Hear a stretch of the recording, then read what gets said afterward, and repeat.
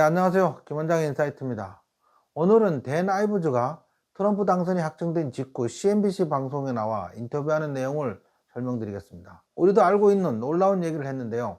FSD 즉시 승인부터 향후 시가총액이 1조 5천억 달러에 예상하는 발언 등을 했습니다. 현재 시총이 9,500억 달러이니 50% 이상 상승할 가능성을 방송에서 언급한 것입니다. 지금부터 아이브즈의 인터뷰 내용을 요약 설명드리고 마지막에 영상을 함께 보시도록 하겠습니다. 이번 영상 역시 제가 자막을 직접 잘 달았습니다. 보시면 재미있으실 것 같습니다. 먼저 첫 번째 포인트입니다. 트럼프의 당선이 테슬라와 빅테크에 미칠 긍정적인 영향입니다.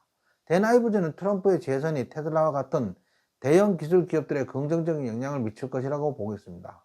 예를 들어 테슬라는 트럼프의 정책 덕분에 세금 공제 혜택이나 규제 완화 같은 유리한 조건을 더 쉽게 확보할 수 있게 될 가능성이 있다는 것입니다.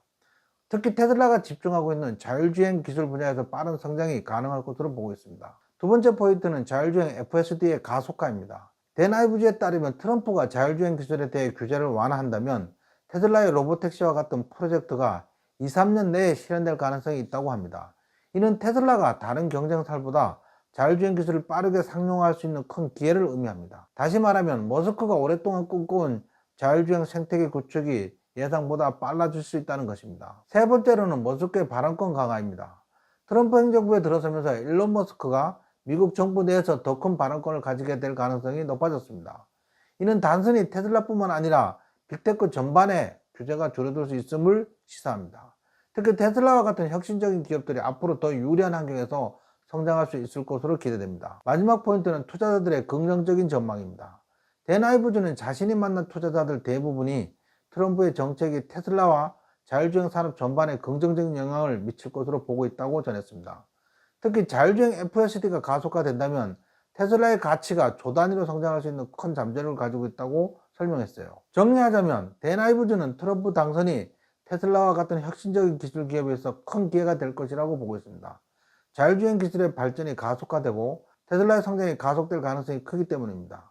물론 이러한 변화에는 불확실성도 존재하지만 테슬라와 빅테크의 미래의 긍정적인 전망이 우세한 상황. Shares of Tesla, one of the best performers of the morning, soaring today following the president-elect's victory last night. Joining us to talk about what it means for Tesla, for big tech, for Elon Musk, let's bring in Dan Ives, Wedbush Securities analyst, of course, a buy rating on Tesla, and a recent target at least of 300.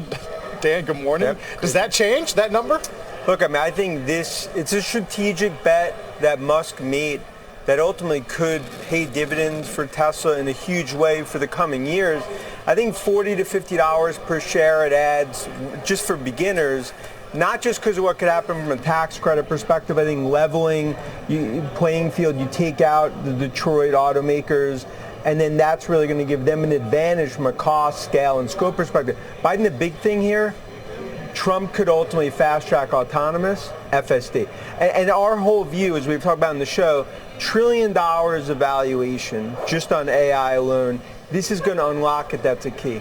Makes a lot of sense. Is there no scenario in which relations with China take a big hit and Musk is asked to pick a side, is in a sense? Yeah, and I think that, so on the other side especially, it's not just for Tesla, also Apple as well. For Musk, I think there's a comfort in him being in this situation that he could almost be a pseudo sort of, ambassador, shadow diplomacy? Call it 10% politician, 90% CEO, in terms of making sure that the retaliatory or the carve-out, I think that's going to be important. The carve-out piece from a tariff perspective, and I think one of the reasons that you see NVIDIA up today, you see Semi, you look at Apple, despite some fears about what we're going to see on tariffs, there's a view maybe with Musk there, bark could be a little worse than the bite when it comes to tariffs, specifically on AI. And I think that's really, right now, what's key, not just to AI, but to the broader tech sector. You started off by saying you think this could materially help Tesla, having him in the White House. How? What sort of regulations are we watching? So I think there's three things. One is that the EV tax credits get taken away. And I think that, even though negative for EV sector, bullish for Tesla because of their scale and scope. So from a price bad perspective. For Detroit, though, potentially. Bad for Detroit. Bad for, of course, bad for GM, bad for Ford. Which you cover as well. Which and my view going into this was like that was a potential risk, but I think Mary and the team have kind of pulled back a little, so it's not like they've bet it all on EVs. So I think one is going to be that where they get an advantage. Two, and I think probably most important, is this autonomous FSD. Because when you think about cybercab and everything we've talked about, 26, could that be 25? Now all of a sudden if Trump clears the path there, this changes the whole paradigm, I think, for Are those for regulatory authorities that oversee full self-driving federal in nature, so that's where it is? It's not states that are involved, or how does that work? The Department of Transportation? It's a great question. I mean, there's some state, but a lot of it's federal. And then I think and the third part is a big overhang here. I think just broader has been regulatory.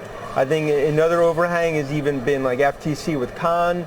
In terms of not just for Tesla, but I think broader in big tech. I think the view of many investors I've talked to is Khan's likely out, in this scenario with Trump taking over, which is bullish for M&A, bullish for big tech, less regulation. Right. But when it's specifically when it comes to Tesla, it's all about Musk now having a say where he didn't have one either Biden. No, he's got a significant say.